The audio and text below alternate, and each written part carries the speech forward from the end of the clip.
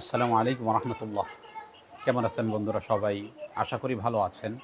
আর ভালো থাকেন এ দোয়া সকলের জন্য করি। আজকে একটি গুরুত্বপূর্ণ বিষয় নিয়ে আপনাদের সাথে আলোচনা করতে যাচ্ছি, যেই বিষয়টি সকলের জন্যই ফায়দাজনক হবে বলে আমি আল্লাহ তাআলার কাছে আশাবাদী। বিষয়টি হলো, যেই সমস্ত ব্যক্তিরা নিজেদের বাতেনি চোখ অথবা অদৃশ্যের এলেম সম্পর্কে জানার ধারণা পোষণ করেন এবং ইচ্ছা করেন যে আপনার বাতেনি চোখ খুলুক অথবা কাশফ হোক আপনার, এটা আপনি চান, তো আজকের আলোচনাটি আপনার জন্যই। এই আমলটি খুবই ফায়দাজনক এবং আপনি যদি এখলাসের সাথে করতে পারেন তাহলে অতি দ্রুতই ফায়দা পাবেন ইনশাআল্লাহ। আমলটি হলো, এটা ইসমে আজম নামক কিতাবের মধ্যে লিপিবদ্ধ করা হয়েছে। আমলটি হলো আমাদের মুসলিমের যেই মূল কালিমা, কালিমায়ে তয়্যিবা লা ইলাহা ইল্লাল্লাহু মুহাম্মাদুর রাসূলুল্লাহ, এই কালিমাটি আপনার প্রতিদিন 1000 বার করে পাঠ করতে হবে।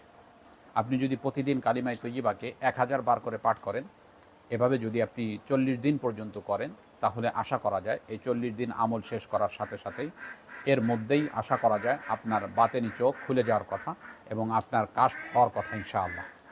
তবে সুফিয়ায়ে কেরামগণ লিখেছেন, এই কালিমায়ে তয়্যিবা দ্বারা যদি কেউ কাশফ খুলতে চায় বা তার কাশফ হোক এটা যদি কেউ চায়, তাহলে তার জন্য করণীয় হলো প্রতিদিন তাহাজ্জুদের সময় ওঠে, তাহাজ্জুদের নামাজ পড়ে এখলাসের সাথে, একসুইর সাথে যদি কোনো ব্যক্তি কালিমায়ে তয়্যিবা পাঠ করে প্রতিদিন 1000 বার করে, এভাবে এই আমলটি যদি কোনো ব্যক্তি চলমান 40 দিন পর্যন্ত রাখতে পারে, তাহলে আমি আল্লাহ তাআলার কাছে আশাবাদী যে এর বদৌলতে তার কাশফ হবে এবং তার বাতেনি চোখ খুলে যাবে ইনশাআল্লাহ।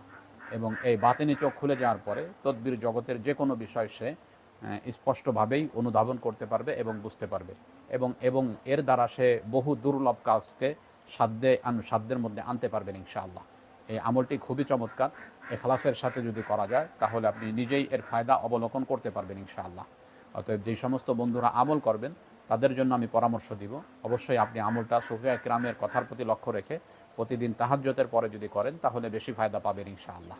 তো আজকে এ পর্যন্তই, দেখা হবে অন্য কোনো দিন অন্য কোনো বিষয় নিয়ে। আসসালামু আলাইকুম ওয়া রাহমাতুল্লাহ।